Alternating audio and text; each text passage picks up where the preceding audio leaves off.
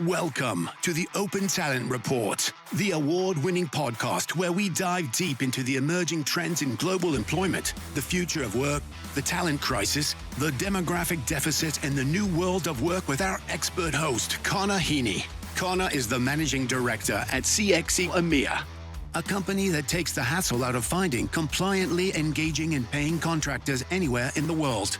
In this podcast, Connor brings you captivating conversations with top CEOs, visionary founders, and industry experts. Together, they shed light on all things open talent and the evolving nature of work itself. So grab your headphones and join us on this exhilarating journey.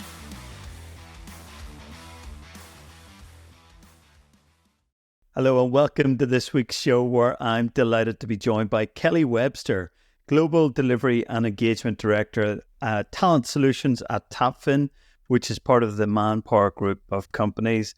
I've had the pleasure, I think, Kelly, of knowing you going back to 2018, where we first met at CWS London, and it was really great to see you more recently in London again. So a very warm welcome to you, Kelly. Big admirer of your work. You've always got something really intelligent to say in this sector. I think you're one of the futurists in this sector. So how the hell are you doing? I'm good. Hello, and thank you so much for having me. It's a pleasure to always connect because we seem to just do it passing when we're at events or now and again. So it's nice to sit down, albeit remotely, and have a chat. I'm looking forward to it. Thanks, Kelly. Well, listen, we're delighted that you came on the show. So, Kelly, we'll start with a question we ask all of our guests. Not every one of our guests really knew what they were getting into when they moved into the recruitment and talent sector. A lot of people who we've had on the show, nearly 100 episodes at this time, at this point, have said that they basically fell into recruitment. So, what's your story? What's your career journey to date, Kelly? Yeah, it's very similar. So I follow the path. I don't think I'm any exception to the rule, so to speak. I have been in the industry for almost 20 years, actually, and 15 of which have been with Manpower Group, Talent Solutions. So I started out in recruitment when I was at university, actually. So I started working with a whiskey company, ironically enough, back in Scotland, one of the well-known whiskey companies, which, unbeknown to me at the time, was essentially a master vend environment. So I worked on site in this distillery in the plant, helping supply contingent workers to their business. And it was really flexible around my university hours. And I was there for about 2 years. So that was my first baptism of fire into the world of recruitment. And I made the decision when I finished my studies at the time that, like many people, I would like to go off and travel the world before settling down and getting a serious, proper job. And on my travels, that led me to Australia. And I remember at the time saying, I'm not quite sure which role I would like, but I know I do not want to end up in recruitment again. And lo and behold, famous last words, that's where I did land and have continued to land very happily, may I add, because it's opened many wonderful doors and avenues for me. But that essentially was my starting road into the recruitment world. It's an amazing sector, I think, Kelly, to be in, right?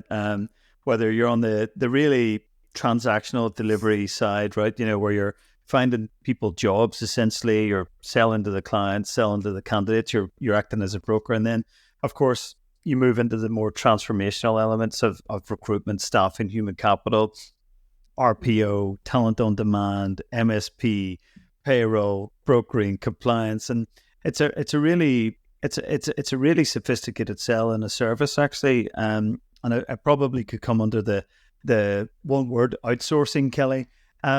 So if you think about your journey, Kelly, specifically, tell us about your role today. We're going to cover, of course, what Talent Solutions does in the Tapfin world, but I'd love to hear more about your role, Kelly, and what you do. Yeah.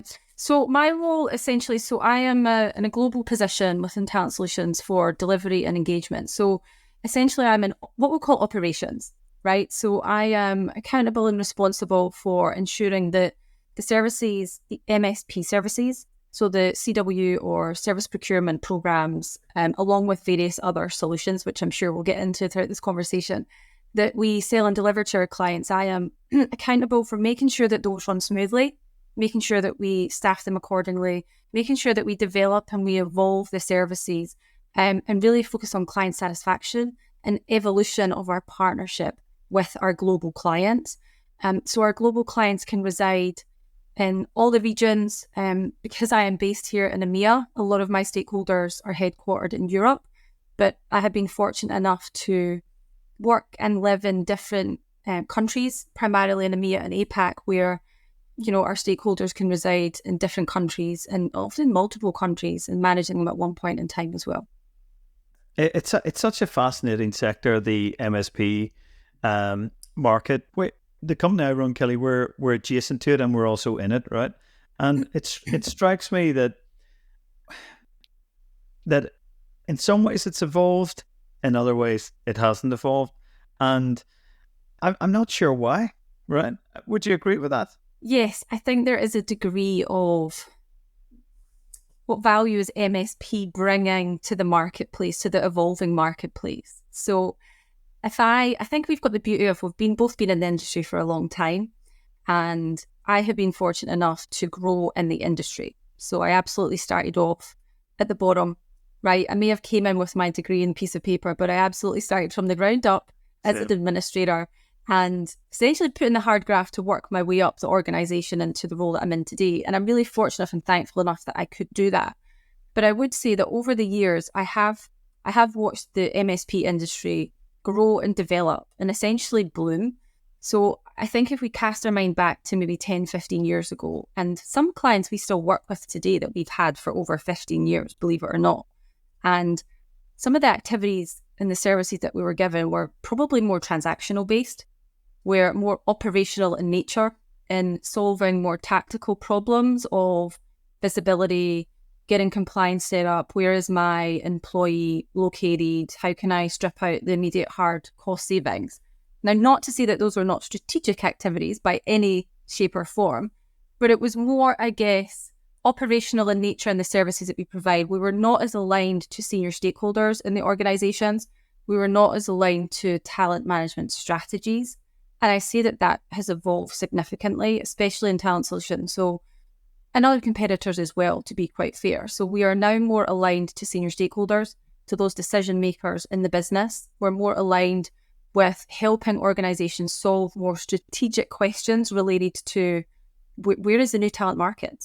How can you help solve these skills gaps? What are the right talent sourcing strategies that we should be looking at? What are our competitors doing here? How can you help us answer these questions? And then we have all this data now, thanks to you, Tapfin, or thanks to you, VMS provider, as well, for housing a lot of this data. But what does it tell us? How can you help predict what's going to happen next? And how can we get ahead of the curveball? So I would probably say that we've evolved. We've got a different seat at the table in organisations than we did a number of years ago, I would say. Yeah, I agree with that, Kelly. And I really want to get in a few minutes to what Talent Solutions does. But it's interesting about different sourcing channels or talent channels now. We've seen a huge preponderance of talent marketplaces come into the market. Some quite niche, if you like. Like there's ones out there like Malt that just focus on high-end consultants. Then you've got the likes of marketplaces such as Twago that Randstad acquired some years ago. They've also acquired another digital marketplace called Torque, I think, over the last couple of weeks. And then you've got hundreds of others out there. There's one we came across and looked really closely at called Workana, right, about 2 years ago, Kelly. They're adding about 1 million workers a month to their marketplace right now. Of course, how many of those are utilized and deployed, right? But I suppose where I'm going with this, Kelly, it's a really interesting space to be in now, because I always think of MSPs a bit like the walls around the castle, right? So, and the castle of the client, right? Our job is to drive the right behaviors, to prevent the rogue spend going out the door, put the right governance in place, drive the right sort of behaviors in partnership with the client, work and partner with typically recruitment vendors or recruitment suppliers to do a really bloody good job, right? And MSPs like yours and ours sit in the middle. Now, that might be a rather crude description, but I think the challenge for MSP companies and MSP practitioners is the following, Kelly. How do we bring in new talent channels, if you like, whether it's a marketplace, a direct sourcing platform, a talent pool, an Upwork type company, for example, a freelancer.com company, because I think they've got what a lot of people don't. And if I can put it as simply as this, Kelly, they've got the people, right? They've got the candidates, if you like, right? But they don't have the distribution channels, because typically large enterprises are like, whoa, marketplace, don't want to go. They don't understand corporate buying behavior, procurement process, good governance. But I think what they have and what MSPs have could actually merge together pretty well. I'm not talking about an actual merger and acquisition, but in terms of a really good solution for what clients need. And clients really, if you strip it back at the moment, need talent, right? They need talent because we're not, this is again quite crude, Kelly, you'll have to forgive me. We're not as countries producing enough people, right? And we have to look elsewhere for that talent, right? We have to find them in other markets. So I suppose where I'm really going with this is, how do we fit those sort of channels, right? If you like, if that's the right word, into MSP programs, and how can we do that really well? How do we fit the mold, or how do we break the mold, essentially? Yes. Right? Yes. How do we break the mold? And I love these challenges and little conundrums, because partnerships are so critical to MSP services. So if we think back in the past, we always used to say, we can't do our business without our staffing supplier agencies. It just wouldn't exist. But also now, as the market is evolving, we cannot do and provide our services without these new additional service lines that are popping up, like your freelancer management systems, like your direct sourcing platforms, like your worker classification platforms, and all these other formal names that I'm missing out and forgetting. But just for the purpose of the conversation, I think there's no one-size-fits-all approach. It depends on some of the clients that we're working with. A lot of our clients are going through conversations internally of build, borrow, buy. What are their core activities that they want to outsource versus insource? Do they want to offshore certain activities? Some of them are getting really protective over their tech stack as well, and not looking to outsource, they're looking to build it in-house. Others are not open to certain things being through their MSP provider. Some are very much take-all MSP provider. And then there's a lot more governance bodies around AI and tech starting to pop up in a lot of organizations, and I'm sure in your own organization and in talent solutions as well. So it's never a straightforward, this is how we break the mold in this conversation, but I think we just have to pave the way and tailor it to each organization. There's some clients that we're working with where we are working very closely in partnership with other tech providers to provide joint services. Some are exclusivity, some are not exclusive, where there's other clients where they want to pave the way in their own tech stack independently, but we would provide what they call a wraparound service to those marketplaces or platforms, as an example. Yeah, I think that's spot on, Kelly. I think the other thing is, if I think of the typical large enterprise, Kelly, and their procure-to-pay processes and platforms, and also how they find people, source candidates, right? They might have an ATS, right? So for the uninitiated, applicant tracking system, VMS, vendor management system, they'll have a HRIS, HR information system, right? That normally looks after employees and non-employees in terms of their actual onboarding and things like that. And then you've got like AP systems and all that, right? And it strikes me that it's really difficult for enterprises at the moment, because there's all these different technology or point technology solutions. And I haven't really seen anything that's truly blown my mind from an integration perspective that makes that look really seamless and really easily. Right? That's point number one.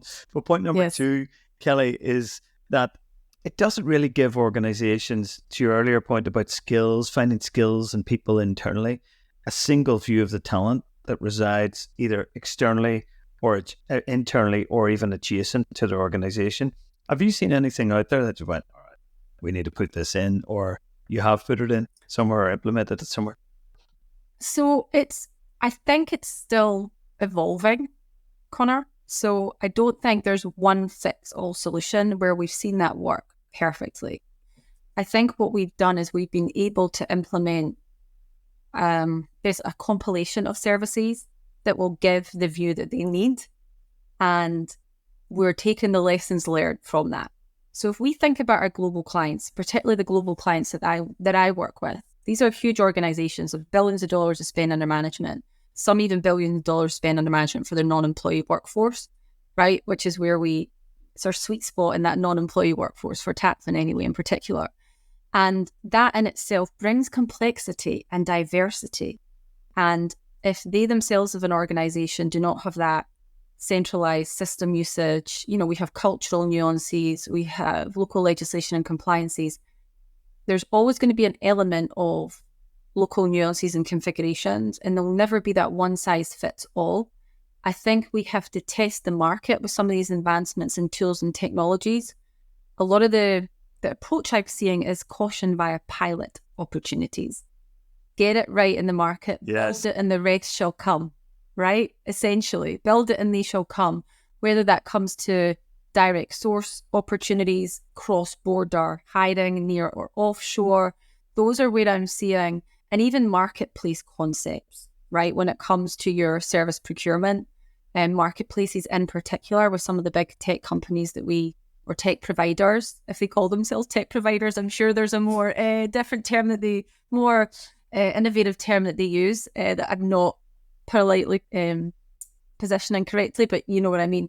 I think that everything's a pilot at the moment. I think there's still an air of caution in organizations not to put all their eggs in one basket.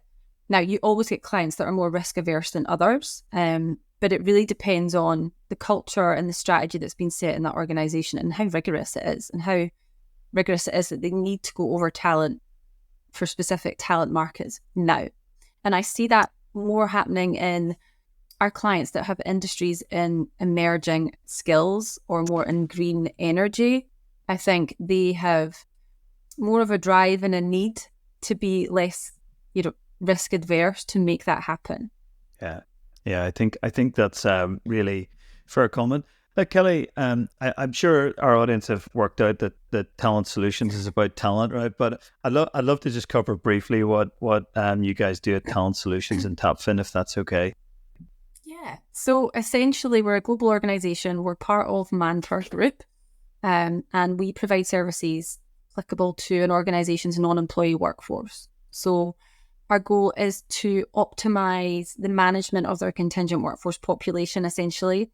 And we do that through a mixture of people, process, and technology. So, yourself, you've already touched on, as we've been talking, that we would implement technology to really gain visibility, align and streamline processes, look at stripping out unnecessary costs, applying different sourcing strategies on how we can find the right labour, the most efficient cost and price. But there's also a lot of different other initiatives that Talent Solutions do as well, which is more on the strategic service level around consultancy, around data and analytics and innovation as well. But my sweet spot and my role in the organisation is, I guess, managing those solutions and services that we sell to our clients today. I love it, Kelly. So if I can summarize, you make it happen, and you make it happen really bloody well. So I love it. I try my best, but I am surrounded by a really great big team to actually make it happen as well.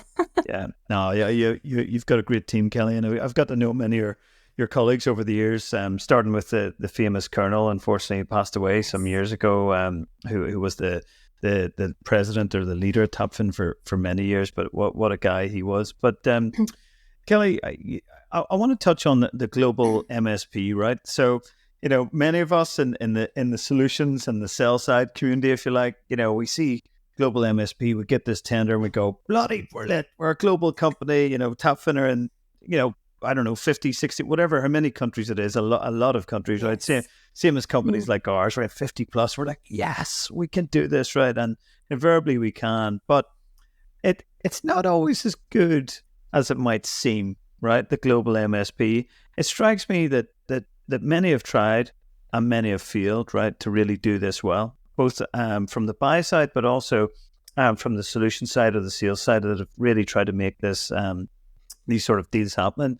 And Kelly, I'd love to tap in, particularly for the benefit of the buying community that tune into the podcast and the show, but also on the sell side. And of course, we don't want to give away too many of your secrets or any secrets, of course. But rolling out, implementing, and supporting a global MSP, it's no easy feat in my and our experience, and I'm sure you would share that too, Kelly. So when you think about the typical challenges of a global MSP rollout, what are they? And how can organizations think, plan, and potentially overcome those challenges? Yeah. So that is a big question in one. I know. Sorry. And no, there's a lot of different ways we can answer it, right? But I think just to start off, I have learned through experience, and I have learned through others that have gone before me as well. And I think that is really important to remember, that we only can fine-tune our skills by doing. And I think this is really true of Talent Solutions, right? We have been in the industry for a long time, and we are present in over 70 countries globally. So we have built up a really good base of individuals in country with local experience. And we are a global organization. So we had adapted to the world of remote working and global teams long before COVID hit. And that is one of the advantages that we've had as well when it comes to delivering complex global solutions. But essentially, it's around the change management aspect. It's around the communication. It is around being very aware and conscious of local nuances and adapting to support those local nuances. So we know that there's a lot of different, you know better than me, Connor, in CXC world and landscape, about the different complex regulatory and legislative compliance requirements that we have that comes with CW management. And then to drop that into a global program in itself, is quite scary. But it's about building that foundation and having that global compliance policy that nuances per country are built around, that you have a global baseline, you have global SOPs, you strip out any of the ambiguity so it can actually be managed locally via a remote team or an in-country team. You underpin that by technology, essentially, and then you make sure you've got the right reporting and audit and data points behind it. That's really simplistically put as one of those challenges. Great. But I think one of the biggest things, and for me, we face off and engage with people daily, essentially. We might use tools, we might talk about them as services, but you're essentially dealing with people. And that really differs. The way that you communicate, the why do I need to buy into this change? The what's in it for me? Where's the value? And that applies to our supply base, not just our internal clients. So it's really important that we take the time to tailor that why and the value to each business group, to each country, to each type of client that we work with, to make sure that we gain their buy-in. Just because the client comes back with a bit of paper to say, we've got governance sign-off, we can move ahead with a solution. That's just the first hurdle. Great. Okay, correct. Now let us work with you to then manage that change impact and just apply that personal context behind it, right? Build up the close working relationships, make the connection. And I'm still a big advocate of in-person time as much as we can. Remote absolutely can be done, but if we can do a lot of it in person, utilising the networks that we have in country or via our global teams, that will take out some of the complexities and the fear factor of some of these changes that we manage. Yeah, I think that change management piece and the communication piece are two critical pieces of advice. And of course, some of our listeners might be going, Jesus, I know that already. So what, right? But for those that don't, I mean, I think it's difficult to not to overemphasize the importance of that, Kelly, those two pieces, the change, the communication, but also, like, I remember we did an MSP rollout in Poland, and Poland, we thought, well, it's in the European Union, loads of staffing, loads of spend, and it turns out when we actually began the communication process, and I think I met every single supplier that came into our program there, Kelly. I met all of their CEOs and a lot of their delivery leaders, and the level of concern that they expressed about an MSP, because quite frankly, they'd never heard of an MSP, right? The concept, although had existed in Poland, but in a very, very small scale, right? And we were going for this big, massive program. And I remember one of the CEOs of one of the staffing companies, he actually burst into tears because he thought we were going to steal his business, a business that he had built up from scratch. And of course, we were able to provide him the assurance and reassurance that no, actually, we weren't here to steal your business. We're actually here to help your business, right? We're going to get you paid on time. We're going to consolidate your invoices. We're going to give you a fair crack of the whip when it comes to role distribution and all that. But I think sometimes when a global MSP is rolled out, Kelly, particularly if it comes from United States headquarter companies, which is invariably the case, right? It rarely goes from Europe into the USA the other way. I think a lot of those cultural nuances and the maturity of the market can sometimes be overlooked. And I think that's the value of companies and people like you, Kelly, that have that rich domain expertise. But we're getting too geeky, but Kelly, let's face it, we are workforce management geeks, right? But one of the other things that I'd love to discuss, and maybe you could give some advice on to, particularly those in the buying community, Kelly, that might be thinking about doing a regional or global MSP or changing providers. I think one of the things that we find to your cost, but turns out to be our benefit, is around just simple things like invoice design and Fiat requirements, and making sure that that's mapped in to the process, and that when you're consolidating invoices, that's possible, of course, and you're making sure that the cost centers are the correct ones, but also that you're looking at things like withholding tax, for example, in countries like India. And, I think sometimes they get overlooked, and then suddenly you're about to go live and you're like, whoa, did anyone consider this? No. Well, maybe we should put that on hold. But any tips or tricks or practical experience, Kelly, of those sort of things? So yes, it does come up. I think, as I mentioned, over the years, we've done so many implementations that by now we have a very rigorous implementation plans, or what we call enablement. So the way that we divide up is we have a very robust enablement, which is that pre-implementation readiness, which is essentially working with our buying community or our clients to make sure that they've fully prepared and readied themselves, as have we, to set the strategy for the implementation.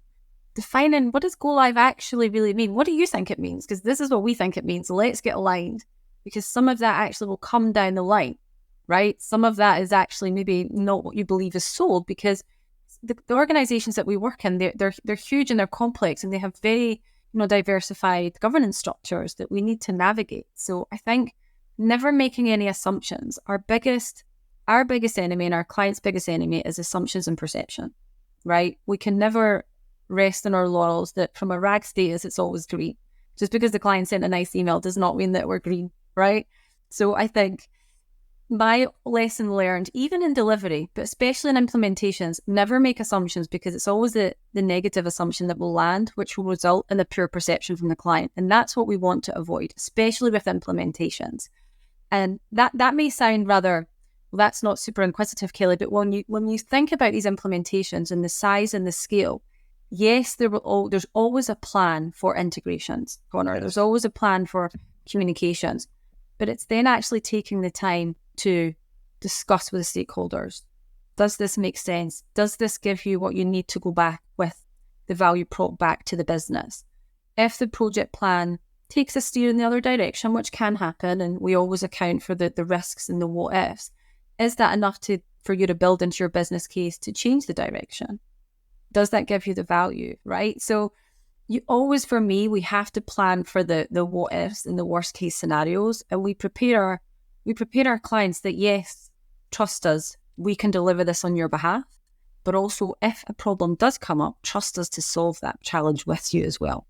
I think that's a really great piece of advice, Kelly, based on your years of experience of rolling out these programs and enabling these programs. I just think back to some of the horror stories and things that I've experienced over the year. I remember 2018 would just been coming off the back of an 18-month, believe it or not, implementation, integrations with one of the leading VMS providers into HRIS system. All went perfect. We had aligned completely with the buyers who were in the procurement world of this particular organization.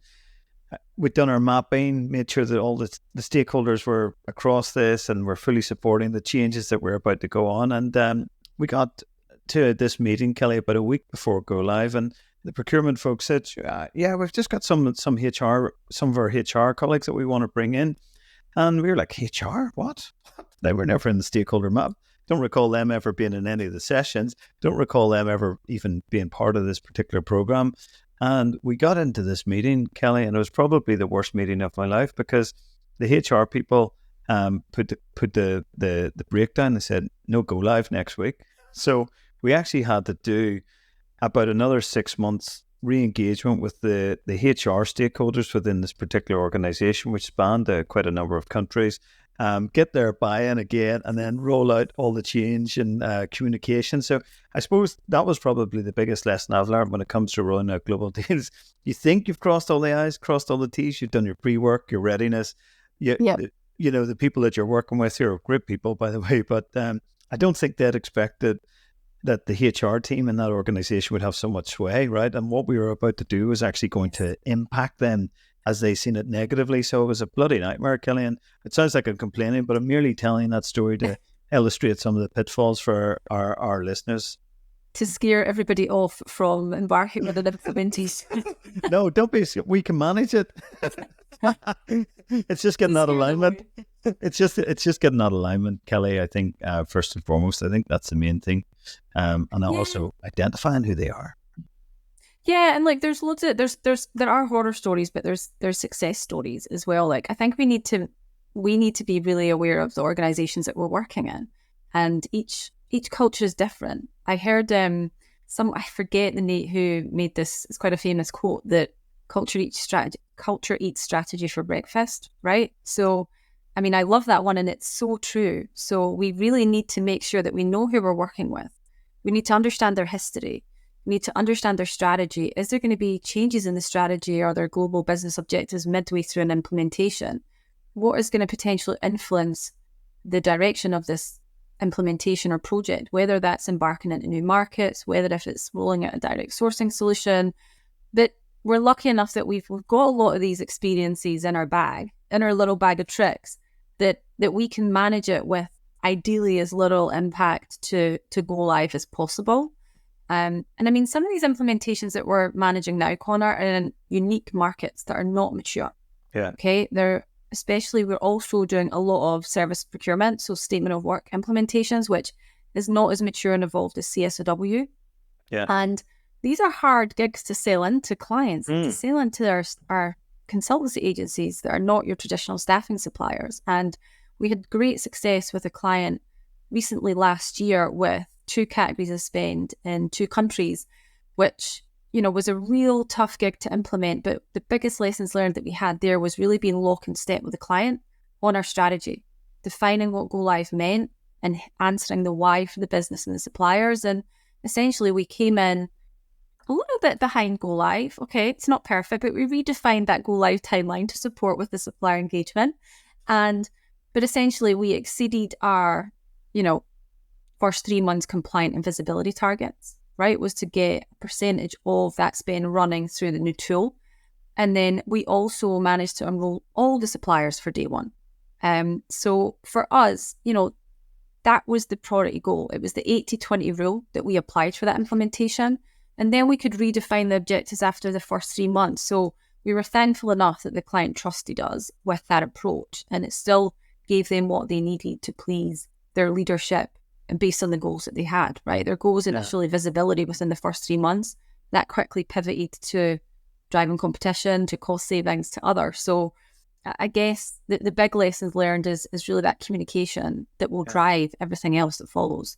Yeah, spot on, Kelly. And I think out of that horror story I told, just so our listeners don't become despondent, that it was actually became really successful, multiple renewal client with us, and we still, thank God, work with those folks today. But it was probably one of the worst days of my life, because we were so happy.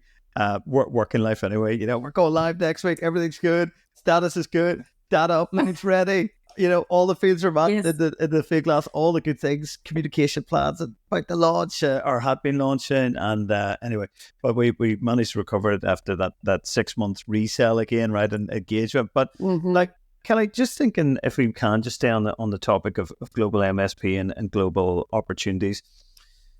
I want to come on to cost savings in a few moments, because I'd love to pick your brain and get a really good understanding and some advice from you and for our listeners around how to generate good cost savings in programs such as the ones that you enable and run. But how important, Kelly, is it to select the right VMS tool or provider for global deals, right? You know, that old adage that no one ever got fired for buying IBM. There's probably a degree of truth in that when you think of the two market leaders in the VMS space on a no names basis, right? So we're Yes. good friends with both the market leaders, right, in that place. But is that a crucial component, Kelly, when it comes to deciding on where and when and how to roll out your MSP program? Yes, and some people may or may not agree with me, but I think choosing your VMS provider is just as important as choosing your MSP provider. It goes hand in hand. So like you, Connor, there's been some horror stories of clients making the wrong decision on the VMS provider of choice. And as I say, the MSP landscape is evolving, so is the clients that our suppliers operate in. We're not just talking about the big markets, UK, US. There's a lot in EMEA, there's a lot in APAC, where some of the smaller emerging VMS providers, and arguably some of the two big players, don't have a strong foothold and they're breaking new ground. So if a client makes a decision to go with one of the upcoming new VMS providers that don't have a footprint or do not have any deployments in markets that are unique, but could be large markets for them from a business perspective, that is where they're going to run into challenges and run into delays, because it takes time to develop, to test.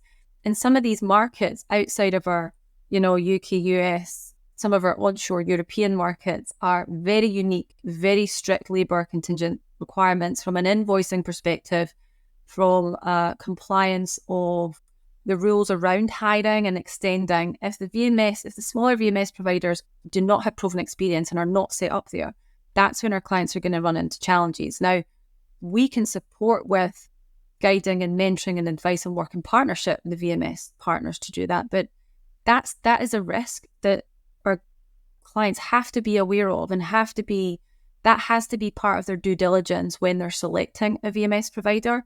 Some clients will come to Tapfin and will ask us to be part of that vetting procedure, part of the decision making. Others will decide to do it independently, but either way, we've got a lot of experience of the pros and cons, and we will remain, I guess, unbiased as possible with the traffic light system of red, amber, green, or 5 points in this area or this market. But we definitely would recommend that is not taken lightly. Yeah, I agree. And I think for some of the newer emerging VMS companies, I think to the buying community, I think innovation is welcome. New things are good.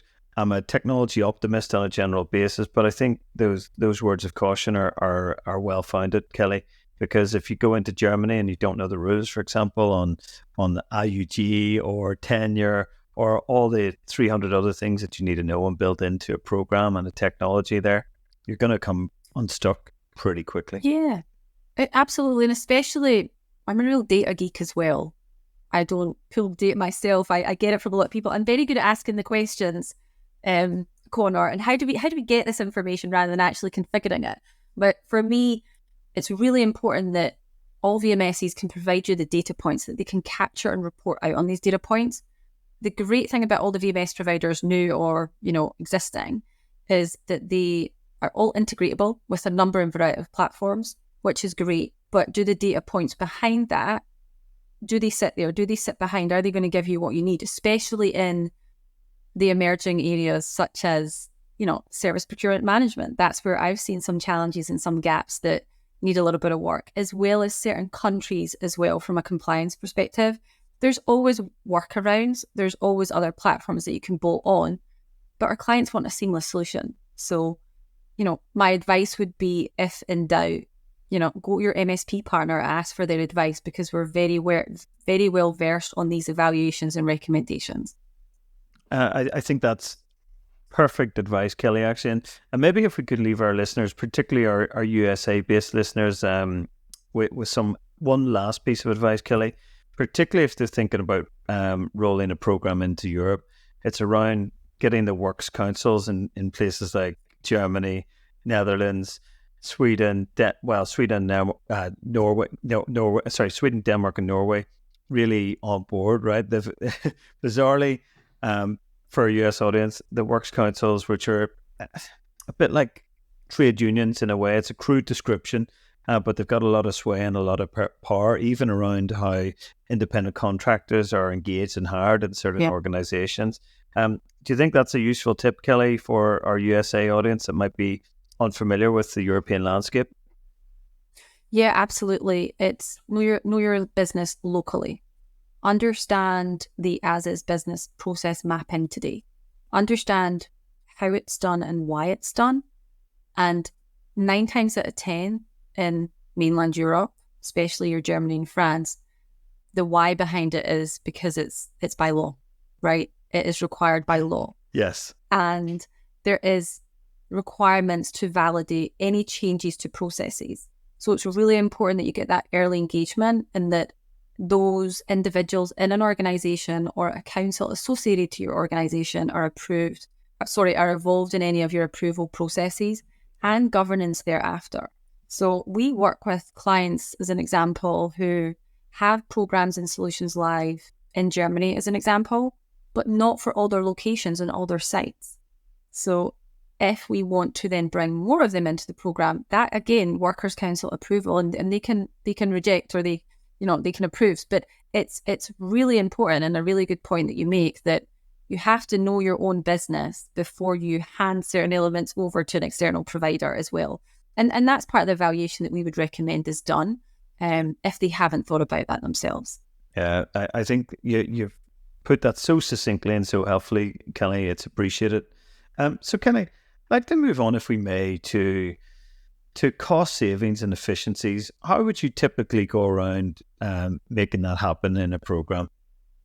Yes. So cost savings is probably not the number one question that I get these days. It used to be in the past. It's more around visibility and where is the talent and how can we solve this challenge of candidate availability and the skills that we're looking for. But cost savings is still up there. I think a lot of businesses are looking for cost reduction specifically. So when we think about cost savings, it's probably, we have to take a multifaceted approach these days. There's not, one size fits all. There never is, right? It's probably my go-to line of the day. There's never a one size fits all, and we can tailor. So probably simplistically, in my mind, there's 3 buckets. There's cost reduction, there's cost avoidance, and then there's optimization.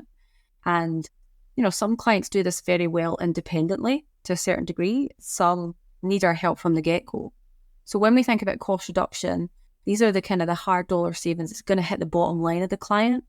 That's where we will come in and we'll implement or recommend solutions to strip out the fat, strip out the cost that you don't need to be paying that. You don't know what you don't know until we can come in and tell you that these bill rates that you're paying are, X% above market.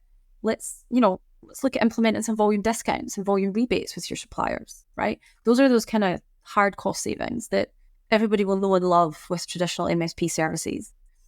And then you've got your cost savings, your cost avoidance, sorry. So these are your soft. Those are, how can we avoid you paying more in the future? So some of those examples would be our MSP teams coming in and doing rate negotiations at point of submittal or at point of offer. We will look at discount conversions, tenure discounts. We will look at implementing processes to strip out any inefficiencies on time to hire, time to fill, and really it's those process efficiencies. Like you mentioned, before you said integration. So look at invoice consolidation. Can you actually outsource that to your MSP provider and strip out some of the costs and pain associated with paying your vendors, right, on time and directly? So those are some of the kind of cost avoidance. And then probably what's more of the sexier and more appealing or innovative is your optimization. So you might have done those reduction and avoidance initiatives, and they will gradually reduce year over year in a mature market. So what can we do next? So your cost optimization is more about looking at those solutions that are more strategic in nature, more transformational is how I would put that. So you could look at talent hiring strategies. Can we look at cross-border optimization as an example? So do you have a market where you have a presence but you don't hire these type of resources? Can we change that narrative now? Or are you able to look at certain jobs that no longer need to be provided in country and offshored to a different location. And a lot of companies are talking to us about that for their perm workforce and contingent. And this is not new, but I feel like we've been able to wrap more governance, structure and tech around these solutions than we did in the past as the market evolves. We've also got direct sourcing, right? A lot has been spoken about direct sourcing, which essentially strip out the need for your staffing agencies directly and build your own talent pools, client, right? Build your own talent pools specifically aligned to your EVP. Let us manage that with the right tools so that you're getting access to talent pools, utilize that as a redeployment, alumni. You do this for your perm, so why don't you do it for your temp? Right? Yeah. So those are kind of all-encompassing. Some clients want to do it all at once, some want to evolve to that. And, we'll come in with some recommendations on that cost-saving evolutions plan. But there's a lot of opportunities. We would come in and look at, well, what do you do today? And where do you want to get to? What are the strategies that we think will get you there? And quickest in the environment that you operate in. Got it, Kelly. And Kelly, if you think about the programs that your teams are supporting and enabling and doing a really bloody great job at, are you seeing AI, artificial intelligence, or AGI beginning to have an impact? Yes. I think yes is the answer. Yeah. It's the short answer. But I think it's trickling in. So I'm a big advocate in change, as you can probably tell based on some of the conversations that we've had. But I'm a big advocate on anything that we can do to advance data and analytics and any tech and AI support. So I think in the market in general, I think there's a lot of talk and hype about AI. There's a lot of caution. A lot of people are, will it replace jobs? How are we going to integrate this into the systems that we already have? A lot of organizations are building committees that, we're working through, and it's a mixed bag actually. And clients today, some are a bit, no, we don't want that solution of AI. Others, yeah, let's pilot it, right? Let's try it. But from what we're seeing, there's a lot being done when it comes to utilizing AI functionality for job posting and candidate screening. And we at Talent Solutions are using that as well, very successfully. So that's great for us and the service that we provide to clients because it's stripping out some of the unnecessary manual activities so that it frees up our resources to do more value-add activities, which is go build relationships with the clients, go find out what their problems are, find solutions, grow the solution to suit their business, essentially. And then also, again, for me, it's the data and analytics, right? So there's a lot of work and investment that MSP providers, including Talent Solutions, have done on their kind of global talent databases to help clients answer the questions, where do I find these candidates? What's the supply and demand like in that market? What's the average bill rate? Can you make any predictions and forecasting on what that's going to look like in 6 months? Do you have any information on their competitor data on their hiring trends and fulfillment and retention? So that's where I'd say we're starting to see that activity come in for AI. I'm not a tech buff as such, but I'm really interested to see what more is to come because I think it's only going to complement the jobs that we do. It's going to help us come back to the clients quicker with recommendations, make decisions quicker. It's going to strip out some of the manual admin work that we do when we evaluate, thousands and thousands of lines worth of data to come back with a recommendation on how to manage their strategic supplier services and statement of work or where their cost savings are or misclassification. Yes. That's where I think AI we're starting to use it in these activities to drive efficiencies that ultimately our clients are going to see the benefit of. Yeah. And I like what you've outlined there, Kelly. I had a question. I hope you don't mind, Kelly. I love to tackle this on the show.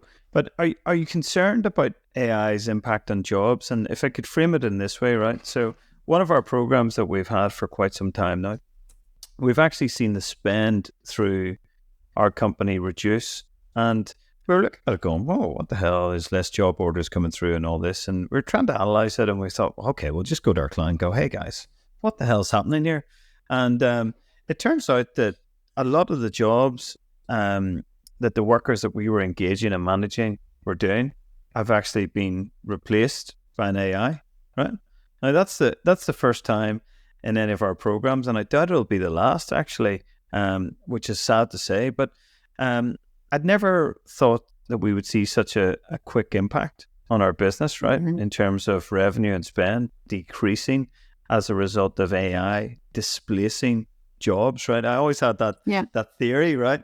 For any of our listeners of the show, they're probably sick of me talking about it, but I'm going to put my flag in the sands, or a flag in the ground, Kelly, and say I'm a bit of an AI skeptic, techno optimist, AI skeptic, right? Particularly when it comes to jobs. Anyway, that's my view. We're here to get your view, Kelly. What's your take on it?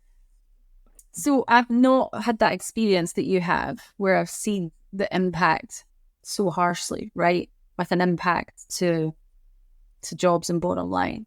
I'm a bit of an optimist when it comes to AI, where I'm hopeful that where one job disappears, another one will be created, essentially, with certain AI examples that might come in for the jobs that are performed.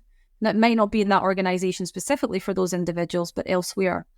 And again, this is my pie in the sky. This is my most optimistic. I'd probably get told that I'm too naive sometimes when it comes to these thoughts. But essentially, I feel like we're moving more towards a skills-based hiring versus job titles. So in the future, I'm hopeful that we're going to look at jobs more as skills that need to be performed.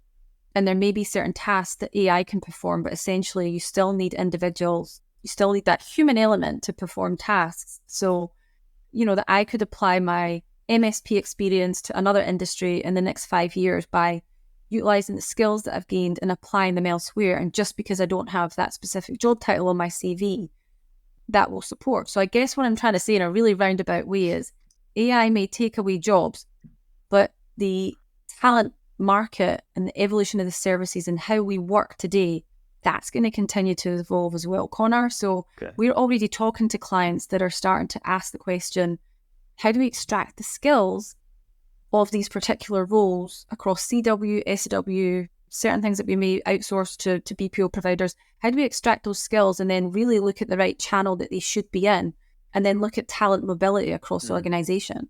I feel like organizations are going to move more away from what can we use AI to replace as one aspect of it. There's a lot more other multifaceted channels. So I guess I'm trying to say AI will not be the be all and end all, I think.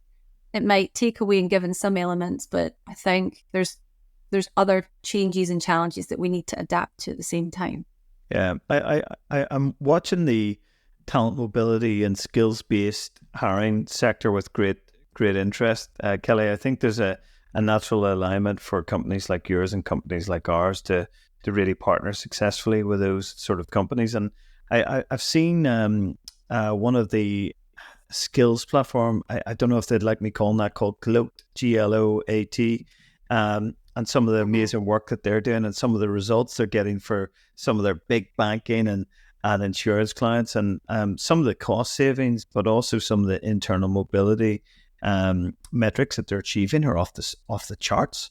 It's really, really impressive, and I can't wait to see what companies like that, and of course there is other companies out there that can do that sort of work. But Kelly, I'd love to finish our conversation, which, by the way, I've enjoyed immensely. I think for anyone interested in this sector, I think it's fair to say that you've probably provided an MSP masterclass in terms of the challenge, the opportunity, the enablement, some of the top advice, tricks and challenges from one of the foremost practitioners out there, right? And I think it's fair to describe you in that way, because all my dealings with you and all my conversations, I've always walked away impressed, and this is certainly one of those times too, Kelly. You really know what you're talking about, and you've walked the walk, and you can talk the talk. So I think for those in the buying community, but also on the sell side, they're going to really get a lot from this conversation, and hopefully it will help them. Of course, now of course you don't want to be helping out your competitors, Kelly, but but I think for the buying community that have been listening, I mean, God, really great stuff there, Kelly. Thank you for that. But Kelly, I'd like to finish with this. What, if any, is your prediction for the future of work? That's another loaded question, right? It is. I think there's going to be a lot more change and instability that's going to come. With that will always come opportunity, but there will always be upset and upheaval. So I think we have to be a little bit realistic in the market conditions that we work in, the geopolitical environment that we're working in a lot of the markets. We have to be really cognizant of cost reductions and changes in government leaderships. That's going to have an impact continuously ongoing. It did in the past, it will continue today. I think it's a lot more visible and it's a lot more prevalent and it feels a lot more common in the market. So I think we're going to continue to see that and need to adapt and be prepared to adapt. But I also feel like there's going to be a continued growth in the need of contingent workforce management. And it's no longer going to be the poor cousin that it maybe was in the past. It's becoming even more important than just the perm workforce, right? I think we've got that. We're not just standing at the door now. We've got our foot at the table. The contingent workforce management in general, and at the board from a strategy level, I think that is going to continue. I think we're going to see a lot more alignment between the owners and organisations of their perm and contingent workforce. I'm already seeing a lot of move towards total talent management. That was the buzzword of the last 5 years or so. Starting to see more people interested, eagerly making changes in their business or preparing for that change, right? Yeah. That is a big strategic year-on-year change, but we're starting to see a lot more of that. So I think it's being prepared for the kind of unstable change, being prepared for technology. We touched on that. Tech advancements is coming, changing, being prepared for the new workforce that's coming in, the younger generation. They have different needs and wants. The power balance is somewhat swayed, and whether we like it or not, we've got to embrace some of these changes or we'll get lost behind. So yeah, I think I've probably given you 4 points there off the top of my head, but I just think change, it's going to be continually evolving and we have to adapt to that. I love it, Kelly. I love when the show ends on an optimistic and opportunistic note. So that always makes me happy. So Kelly, thanks so much for your time today. Thanks for sharing your story, crucially sharing your experience, crucially sharing how you have helped organizations overcome some of the many challenges that we've discussed when it comes to MSP and talent solutions. Kelly, where can our audience best find you? Where can they reach out and hear more about what you can do to help them and your company? Yes, they can reach me out on LinkedIn. You will find me in my profile. I'm open to messages, connections. So yeah, don't be afraid to reach out, and I'm more than happy to have a chat. Thank you, Kelly. There you have it, folks. Kelly Webster from Talent Solutions at Tapfin. Kelly, great to see you. I'll see you again soon, and thanks ever so much. Really appreciate it. Thank you for listening to the Open Talent Report with Connor Heaney. If you found this podcast informative and engaging, make sure you subscribe, tell your friends, and follow us on all your favorite streaming platforms.